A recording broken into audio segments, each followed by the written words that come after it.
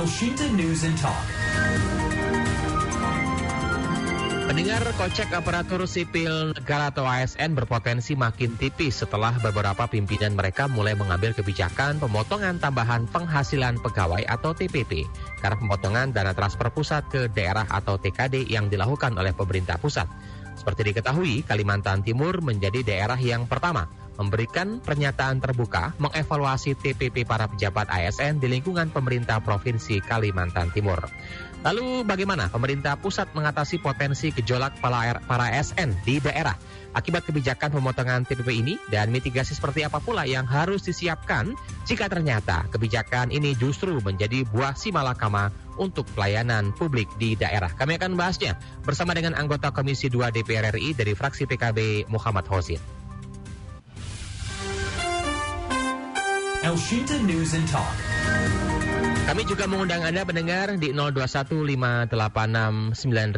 Pak Hosin, melihat dampak langsung dari pemotongan TKD oleh pemerintah pusat ke daerah, khususnya potensi domino terkait dengan potongan tambahan ini, bagaimana Anda melihatnya? Iya, yang pertama bagaimanapun skema besaran dan kemudian pola distribusi TKD dari pusat ke daerah yang ini memang menjadi konsekuensi yuridis daripada Undang-Undang HKPD ya, hubungan keuangan pusat dan daerah nomor 1 tahun 2022, memiliki konsekuensi yang tidak sederhana memang. Jadi untuk proyeksi 2026 daerah dituntut kerja ekstra untuk betul-betul memproyeksikan anggaran yang tersedia kepada program-program yang sifatnya memang menjadi basic need masyarakat di daerahnya masing-masing. Kemudian yang kedua, terkait dengan TPP ini kan tambahan di luar gaji pokok ya, yang secara normatif ini berbasis terhadap kinerja dari masing-masing person ASN. Jadi sekali lagi kami di Komisi 2 ingin mendorong bahwa pola TKD yang berubah baik besarannya dan pola distribusinya ini jangan sampai kemudian dijadikan semacam alibi bahwa pelayanan publik dan pembangunan di daerah itu tidak berjalan. Bahwa kemudian ada besaran yang memang berbeda dari tahun-tahun sebelumnya, kita sudah harus menerima realitas itu. Karena memang Presiden memiliki proyeksi program prioritas yang pola pendistribusiannya itu dilakukan beberapa catatan dan evaluasi. Jadi sekali lagi, apakah itu apakah itu berdampak kepada tunjangan ASN atau TPP di daerah, kami hanya menghimbau daerah tidak serta-merta atau paling tidak putusan yang diambil itu harus melakukan beberapa kajian dan mitigasi agar jangan sampai kemudian besaran TPP yang berubah ini berkonsekuensi langsung terhadap kinerja pelayanan publik seperti itu. Ya, ini kan fokusnya langsung ke bentuk peran kerja dari masing-masing ASN. Ini kan kebijakan yang diambil oleh para pimpinan daerah. Apakah hanya satu ini saja kebijakan yang bisa ditempuh terkait dengan pemotongan ini yang dilakukan oleh pemerintah pusat, Pak Hosin? Ya tentunya memang nggak bisa dipukul rata ya, karena bagaimanapun postur kemampuan fiskal daerah itu kan berbeda-beda. Misalkan untuk daerah-daerah yang ruang fiskalnya itu relatif sehat seperti di Surabaya, rasio kemandirian ekonominya itu 75% dan 25% itu intervensi dari pusat melalui TKD. Tapi di sisi yang lain ada juga daerah yang sebaliknya, 25% bersumber dari kemandirian dari PAD, 75% dari pusat. Jadi sekali lagi, bagi daerah yang ruang fiskalnya itu tidak terlalu longgar, ya mau tidak mau memang kondisi paling ideal yaitu pengurangan TPP. Tapi sekali lagi kami ingin menghimbau jangan kemudian TPP ini dijadikan way out satu-satunya. Masih banyaklah celah yang lain mungkin dilakukan clustering ulang, dilakukan mitigasi ulang, mana proyek-proyek yang bisa kemudian dijadikan multi-years, tidak harus diselesaikan di tahun berjalan di 2026 seperti itu mungkin. Oh, berarti masing-masing pimpinan kepala daerah juga harus melihat lebih jauh terkait dengan hal ini ya. Apakah harus mengurangi TPP? Apakah juga melihat proyeksi pengerjaan yang harus dilakukan di masing-masing daerah ya? Dua pilihan ini artinya ya? Iya, sama dengan kejadian kemarin yang sempat heboh kenaikan PBBP 2 gitu kan. Jadi sekali lagi kita ingin mendorong kepala daerah harus memiliki kreativitas dan kejelian. Kita sekali lagi tidak mau menyalahkan. Memang kondisi fiskal kita baik di daerah maupun di pusat itu sedang tidak cukup ideal ya. Oleh karena itu solusi yang paling sederhana yang bisa kita jangkau, kita harus keluarkan kreativitas kita agar kondisi fiskal ini tidak memiliki multiplier efek yang negatif gitu ya. Efek negatif yang dirasakan oleh semua sektor yang pada ujungnya nanti akan mengganggu kinerja. Jadi sekali lagi mungkin ada mitigasi yang cukup jeli dan komprehensif yang harus dilakukan kepala daerah. Sekiranya ini harus pun tetap dilakukan, ya harus diberikan pemahaman yang utuh kepada para ASN seperti itu. Oke, baik. Artinya juga terutama nih untuk di wilayah Kalimantan Timur ya, karena ini kepala daerahnya juga sudah memberikan pernyataan terbuka terkait dengan mengevaluasi TPP para pejabat ASN. Jadi mau tidak mau para ASN yang ada di wilayah Kalimantan Timur juga harus berusaha memahami, dan sekali lagi terkait dengan kinerjanya juga tetap dievaluasi, jangan sampai berdampak domino ini ya, Pak Ozin ya. Iya, ya sebetulnya ini kesadaran kita bersama lah, pejabat publik kita, termasuk kami yang di DPR, termasuk yang di daerah, harus setidaknya memahami bahwa kondisi kita saat ini sedang tidak ideal. Ya, kita tidak boleh kemudian mengedepankan ego personal kita tanpa kemudian mempedulikan kondisi secara komunal negara kita saat ini sedang fiskal kita sedang ditata oleh Presiden. Tapi saya yakin tidak dalam waktu lama lah ketika misalkan government spending-nya ini jalan dan kemudian meneteslah kepada masyarakat. Pada akhirnya kan pertumbuhan ekonomi akan naik, kemudian penerimaan negara dari pajak, redistribusi dan lain-lain itu juga akan meningkat seperti itu. Ya, harapannya masyarakat tidak menjadi korban sebagai orang-orang yang minta pelayanan yang tetap prima yang harus dilakukan oleh para ASN. Keywordnya itu gitu. Apapun dalihnya tidak boleh masyarakat yang menjadi korban baik langsung atau tidak langsung. Ya, artinya kita zero tolerance lah terhadap dampak. Tapi kalaupun memang terpaksa ya kita minimize betul dampak itu tidak kemudian meluas kemana-mana seperti itu. Tapi kira-kira apa langkah-langkah konkret yang mungkin bisa disiapkan oleh pemerintah pusat ya, baik itu melalui Kemenku, Kemendagri atau Kemenpan RB, agar kiranya bisa mengatasi potensi gejolak atau penurunan moral atau motivasi kerja di kalangan ASN daerah ini? Jadi sekali lagi kan gini Mas, jadi poin basis kinerja ASN ini tidak melulu berbicara soal fiskal ya, berbicara tunjangan, berbicara gaji. Kalau kita ngikutin pola seperti itu tidak akan pernah ada kata habisnya seperti itu. Jadi rasa kurang tidak profesional gitu ya takutnya ya. Iya betul. Jadi sekali lagi kenaikan tunjangan, kenaikan penghasilan ASN tidak selalu berkorelasi langsung terhadap basis kinerja. Ini bukan berbicara person to person, tapi yang kita benahi itu adalah sistem. Meritokrasi, merit sistemnya jalan, dan sebagainya, dan sebagainya. Kita, Komisi 2 dengan Pan RB, cukup intens memformulasikan bagaimana pola pengawasan, pola pembinaan, kemudian pemberian reward and punishment terhadap ASN itu, yang sekiranya itu memberikan limitasi kinerja yang maksimal. Jadi, mempersempit ruang ASN untuk tidak berkinerja maksimal. Itu yang sebetulnya menjadi menjadi highlight utamanya. Sebetulnya bukan masalah urusan TPP, masalah gaji. Itu bahwa itu menjadi hal yang penting itu satu hal.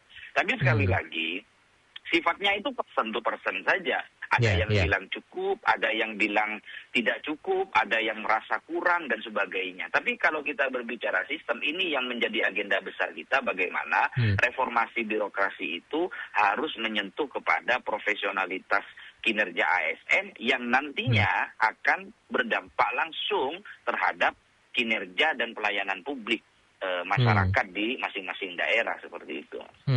Tapi apakah perlu kita melakukan mitigasi resiko terhadap pelayanan publik, Pak melihat juga ditakutkan dengan adanya ini timbul buah si malakama yang berujung pada tadi penurunan kualitas pelayanan publik atau juga ada peningkatan ini nih, korupsi kecil pungli dan lambatnya birokrasi. Ini kan ada rasa kekhawatiran juga mungkin dari masyarakat. Enggak lah, menurut saya kalau kita baca di literatur terkait dengan pemerintahan, pungli, korupsi dan gray area itu sebetulnya lebih kepada faktor kemauan ya, bukan kemampuan. Okay. Jadi kalau kemauan itu kan personal habit, tapi kalau kemampuan itu berkaitan dengan mekanisme dan sistem. Dan negara itu kan hadir dalam aspek meminimalisir potensi ruang kesempatan ASN untuk melakukan hal-hal yang di luar koridor ketentuan. Kalau untuk masalah korupsi, mau sebaik apapun sistem yang dibikin, tapi kita memiliki moral hazard untuk melakukan satu kejahatan atau pungli dalam hal ini misalkan, ya tetap saja. Tapi sekali lagi, sistem yang dibangun ini harus kemudian memigasi resiko dampak ke sana. Kalau saya sih nggak sampai berpikir ke sana ya Mas, terkait dengan kebijakan TPP kemudian berdampak langsung terhadap pelayanan publik, kok saya terlalu jauh ya berpikir ke sana. Kenapa? Karena yang ngantri mau jadi ASN, baik itu PNS atau P3K itu berjibun. Jadi sekali lagi sudah kebijakannya tegas, misalkan kemarin statement yang dikeluarkan oleh Prof. Zudan selaku Ketua Korpri yang juga Kepala BKN, ASN bolos kerja itu bisa langsung diberhentikan dengan mekanisme tentunya SP1, SP2, pembinaan dan sebagainya. Artinya ketika mereka memberikan feedback yang tidak positif terkait dengan kebijakan kepala daerah, yang tentunya kami yakini kebijakan itu sebelum dikeluarkan melalui berbagai macam pertimbangan dan mekanisme yang sudah diatur, ketika itu diterapkan kemudian tidak dipatuhi, tentu ada mekanisme punishment kan seperti itu. Karena ini sifatnya ini kan bukan kebijakan ujuk-ujuk, pasti kepala daerah seperti misalkan di Kaltim ketika sudah woro-woro menyampaikan akan mengambil kebijakan yang tidak populis seperti pengurangan TPP atau pemangkasan TPP, ya tentunya dia kan sudah mempertimbangkan segala aspek. Mungkin itu way out satu-satunya yang harus diambil kan seperti itu. Baik itu ASN meskipun kita yang swasta yang kerja di perusahaan juga memahami bagaimana kondisi perusahaan, artinya seperti itu ya, tidak bisa memaksa gitu ya. Oh iya, artinya kan gini Mas, masalah kita berhitung misalkan kita mengabdi sudah 15 tahun, ketika 1 tahun kemudian ada penyesuaian, itu pun dikarenakan kondisi fiskal nasional yang sedang melakukan recovery, perbaikan lah seperti itu. Terus kita kemudian mau uring-uringan gitu kan, ya terlalu naif lah kita kalau seperti itu gitu. Jadi sekali lagi kami berbicara seperti itu Mas, kita berbicara seperti itu, kita juga sama. Contoh misalkan di DPR, kita juga melakukan efisiensi besar-besaran terkait dengan masalah saat yang kemarin ramai tunjangan rumah dan lain sebagainya, menyesuaikan. Itu tidak semata-mata karena misalkan dorongan publik itu satu hal, tapi di sisi yang lain kita ingin kemudian apa yang kita rencanakan dan kita laksanakan dalam program pembangunan ini, low cost high impact. Kita tekan cost seminimal mungkin, tapi dengan impact yang sebesar mungkin seperti itu. Nah, dari semua kebijakan ini kan artinya adalah kita harus berusaha memahami bagaimana kondisi bangsa saat ini dan tanpa mengurangi pelayanan yang harus didapatkan oleh masyarakat. Apakah ini juga nanti bisa menyentuh daerah-daerah lainnya ya? Meskipun juga tidak bisa kita pukul rata melihat dari kemampuan masing-masing daerah. Tidak menutup kemungkinan Mas, karena memang pengurangan TKD ya dari pemerintah pusat ke daerah ini kan berlaku di seluruh daerah. Walaupun cara daerah merespon pasti berbeda-beda karena kemampuan fiskalnya juga berbeda-beda kan seperti itu. Nah, bahwa apakah kemudian ada 2 daerah yang kemandirian fiskalnya itu minim gitu ya, atau misalkan rendah, tentu pola pendekatan penyelesaian persoalannya itu juga pasti berbeda-beda. Kan itu bagaimana kreativitas masing-masing kepala daerah dalam menyelesaikan persoalan kan seperti itu. Ada yang kemudian dia ingin gimana? Tapi pilihan-pilihannya tadi ya, kemungkinan besar juga akan ada pemotongan TPP ya? Mungkin lebih tepatnya bukan kemungkinan besar ya, tapi ada potensi ke sana. Ada potensi. Karena salah satu di antara ruang yang tersedia itu ya TPP. Selain misalkan menaikkan pajak, pengurangan TPP, atau kemudian pengurangan perencanaan program prioritas. Dan masing-masing kepala daerah itu kan punya janji politik dan itu diatur oleh undang-undang kita. Janji politik nanti diturumuskan menjadi program kerja, diturunkan menjadi RPJM, terus kemudian melalui Musrenbang dan sebagainya. Nah, artinya apa? Misalkan dalam tahun ini 2026 kita punya program prioritas 10 karena ruang fiskalnya yang terbatas menjadi dicicil 5 dulu lah, yang 5-nya nanti tahun depan. Kan bisa seperti itu. Mungkin juga bisa melakukan restrukturisasi belanja daerah, misal seperti melakukan efisiensi belanja secara menyeluruh, barang dan jasa yang tidak prioritas mungkin bisa dipangkas. Apakah juga bisa melakukan perjalanan dinas yang tidak penting tidak dilakukan, event-event yang besar mungkin dikurangi sebelum memangkas TPP? Kalau itu sih bukan mungkin ya Mas, pasti. Pasti ya. Pasti daerah itu akan melakukan redesign ya, mendesain ulang perencanaan program-program kerjanya. Pasti itu, karena bagaimanapun misalkan tiap tahunnya kita mendapatkan 100, tahun berikutnya dapat 120, tahun berikutnya 130. Kok delalah 2026 cuman dapat 80, otomatis kan pasti akan ada penyesuaian-penyesuaian. Tapi sekali lagi, penyesuaian-penyesuaian itu masih terbuka ruang bagi kepala daerah untuk kemudian mengklastering mana yang sangat prioritas, mana yang cuma prioritas, mana yang tidak prioritas, atau tidak prioritas sama sekali. Itu kan bisa dilakukan clustering, misalkan terkait dengan basic need kebutuhan masyarakat di sektor pendidikan, apakah di sektor pertanian, di sektor kesehatan, dan sebagainya. Kalau ini tidak usah dianggarkan pakai APBD, kita bisa mengajukan ke pusat melalui skema Inpres atau Banpres. Ini bisa kita ngajukan ke pusat melalui bantuan atau pinjaman. Kan masih tersedia. Jadi ingin saya tegaskan, Mas, TKD ini sebetulnya kalau dibilang ada pemotongan dari pusat itu kurang tepat. Benar tapi kurang tepat. Kenapa? TKD-nya memang dipotong di satu sisi, tapi dropping ke daerahnya itu bertambah. Saya angka pastinya lupa, soalnya kurang lebih dari yang biasanya itu 300 sekian menjadi 500 sekian yang dialokasikan. Cuman pola pendistribusiannya yang diubah. Yang sebelumnya itu masuk dalam bentuk DAK dan DAU, sekarang itu didistribusikan melalui Inpres dan Banpres, infrastruktur. Tapi yang mengerjakan kementerian, yang mengajukan adalah daerah. Jadi pola distribusinya yang sedikit dilakukan perubahan. Jadi Presiden ini memiliki keyakinan bahwa untuk mempercepat laju pertumbuhan ekonomi secara nasional, itu ditopang oleh pertumbuhan ekonomi di daerah. Nah, pertumbuhan ekonomi di daerah itu bermuara daripada pergerakan ekonomi masyarakat. Oleh karena itu, program pemerintah pusat sekarang diarahkan mayoritas itu langsung menyentuh ke masyarakat. Kita kenal ada MBG, ada sekolah rakyat, ada koperasi merah putih, cek kesehatan gratis, bantuan pupuk, dan sebagainya, dan sebagainya. Itu adalah orientasi kebijakan yang memang Presiden itu ingin bottom up gitu ya. Jadi dari bawah mengakar dan tumbuh ke atas seperti itu. Ya, dengan adanya hal ini ya perlu disadari juga loh oleh para masing-masing ASN. Kan ini TPP yang disesuaikan juga tentunya tidak mengurangi pendapatan sesungguhnya, gaji juga tidak dikurangi. Artinya juga profesional dari masing-masing ASN juga harus lebih diutamakan dan memahami terkait dengan kondisi bangsa saat ini. Itu yang mungkin bisa ditekankan kepada masing-masing ASN kita di seluruh wilayah di Indonesia mungkin ya Pak Ozin ya.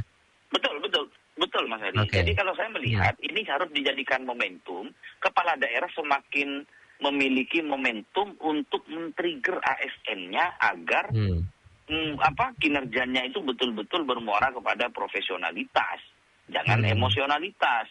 Dikit-dikit kemudian emosi ketika misalkan apa yang memang dia terima selama ini berkurang misalkan, kan nggak bisa. Bagaimanapun rumus hak dan kewajiban itu harus berjalan seiring gitu. Jangan kemudian melulu menanyakan hak sementara kewajiban tidak dimaksimalkan. Oleh karena itu ini harus dijadikan trigger bahwa seluruh aparatur negara ya baik eksekutif maupun legislatif dan yudikatif dan semua infrastrukturnya yang ada di bawah itu harus menjadikan momentum fiskal kita yang saat ini sedang dilakukan penataan ulang oleh pemerintah, dalam hal ini Kementerian Keuangan, untuk meningkatkan basis kinerja kita. Jadi hal-hal yang sifatnya misalkan tidak terlalu signifikan berorientasi kepada pelayanan, kita kurangi perjalanan dinas, rapat-rapat, konsultasi, koordinasi, itu ya bisa dikurangi seperti itu. Jadi sekali lagi efisiensi itu kan gimana? Iya. Tapi berapa persen ya Pak Hozin ya yang harus diterima? Atau berapa persen pemotongan yang akan dilakukan dari masing-masing daerah? Apakah kisaran 10 hingga 30% mungkin? Angka pasti enggak sampai. Angka pastinya saya lupa, tapi kurang lebih yang pertama itu 24,7%. Kalau tidak salah secara komunal ya, secara keseluruhan semua daerah baik kota, kabupaten dan provinsi. Tapi terakhir kemudian ada penambahan lagi dari Kemenkyu itu sebesar 40 sekian triliun dari awal 640 sekian menjadi hampir 700 triliun. Yang itu untuk didistribusikan ke daerah seperti itu. Tapi kalau kami melihat angka besarannya memang berkurang, Mas, 24,7% sebelum ada penambahan 40 triliun ya secara kumulatif. Tapi angkanya memang berkurang kalau hanya dilihat di sektor TKD-nya. Tapi kalau kita akumulasikan dengan berapa yang dialokasikan untuk banpres, untuk inpres, terus kemudian bantuan-bantuan intervensi pusat, itu nilainya jauh lebih besar sebetulnya. Cuman pola pendistribusiannya yang berbeda. Ya, ini yang harus dipahami. Ini tapi penting untuk dicatat ya mungkin Pak Hozin ya. Jadi pemotongan TPP yang kita bahas ini berbeda ya dengan pemotongan TPP yang didasarkan pada pada kedisiplinan dan juga kinerja ASN kan, seperti ketidakhadiran, hukuman disiplin atau laporan kinerja kan juga berpengaruh ya terhadap TPP. Jadi kalau semakin tidak disiplin tentunya akan semakin kecil apa yang diterima oleh para ASN ya. Oh iya, ya kan TPP itu kan memang berbasis apa yang kamu lakukan, apa yang kita berikan kan gitu ya. Kita berikan berbasis dengan kinerja yang kamu lakukan, kan logika sederhananya seperti itu. Semakin baik kinerja yang ditunjukkan, ya semakin besar yang diterima. Kan seperti itu. Jadi TPP itu kan penghasilan di luar gaji pokok. Kalau gaji pokok itu kan sudah diatur oleh undang-undang. Ada jenjangnya, golongan, eselon segala macam gitu. Tapi kalau TPP ini kan berbasis kinerja. Selama ini banyak kemudian pendistribusian dan penentuan TPP itu seringkali tidak berkorelasi langsung terhadap kinerja. Ya di atas kertas mungkin iya secara normatif, tapi secara real empiris di lapangan itu banyak yang tidak sesuai seperti itu. Kenapa? Karena kami memiliki beberapa catatan kritis. Kita kan bermitra dengan BKN, dengan Pan-RB, dengan Kemendagri. Itu menjadi PR yang saat ini memang sedang serius oleh pemerintah dilakukan pembenahan dalam kerangka tema besar reformasi birokrasi seperti itu. Ini ternyata kenyataan di lapangan juga masih banyak ASN yang tidak disiplin tapi tidak ada pemotongan. Nah, ini perlu dievaluasi semuanya artinya Pak Hozin ya? Banyak. Ya, sederhananya begini lah. Yang harusnya dia dapat reward luput dari pantauan, yang harusnya dapat punishment juga luput dari pantauan. Nah, basis keadilan itu juga kan berpengaruh terhadap kinerja. Paling tidak akan ada presiden nanti, meskipun kerja saya di ini toh juga TPP saya begini. Atau kemudian meskipun saya rajin, itu kan berpengaruh mentalitas ASN kita juga akan terganggu di sana. Makanya sekali lagi sebetulnya problemnya bukan di besaran angkanya, tapi bagaimana sistem itu betul-betul bisa menetralisir kesempatan ASN untuk tidak bekerja secara maksimal, kan seperti itu. Oke, baik. Ini adalah momen di mana para ASN di Indonesia khususnya juga untuk lebih bersyukur ya, melihat dari pendapatan yang diterima juga selain gaji pokok ada pendapatan lainnya yang bisa diterima. Dengan adanya pemotongan ini atau penyesuaian yang ada, memahami bagaimana kondisi bangsa dan melihat bagaimana kondisi masyarakat, atau diharapkan yang tidak mengurangi pelayanan yang akan didapatkan oleh masyarakat. Terakhir, Pak Hozin, apa yang bisa disampaikan kepada para ASN terkait dengan kebijakan yang mungkin juga akan bisa merata di seluruh wilayah di Indonesia? Silakan. Harapan saya tidak sampai seperti itu ya bahwa kami selaku Komisi 2 itu secara konstitusional itu diberikan mandat untuk mengawasi jalan kerja pemerintahan daerah, termasuk juga kita bermitra dengan Kemendagri. Baik. Kepada seluruh kepala daerah maksimalkan kreativitas dari uang yang ada, walaupun itu kecil dan terbatas, agar jangan sampai keputusan itu kemudian menjadi memiliki efek domino yang tidak baik. Jadi kami sangat memahami dan mematuhi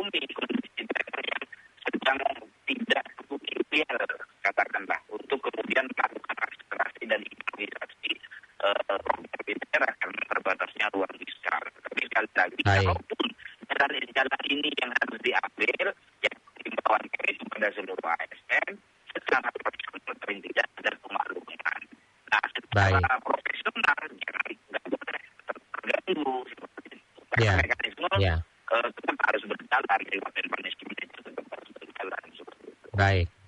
Ya, terima kasih Pak Wazin sudah bersama yang Sinta. Semoga ini bisa menjadi Terima kasih. hal yang perlu dipahami oleh semua ya. Terima kasih Pak Wazin. Salam sehat selalu. Ya. Baik, pendengar, anggota Komisi 2 DPR RI dari fraksi PKB Muhammad Dozin. Elshinta News and Talk.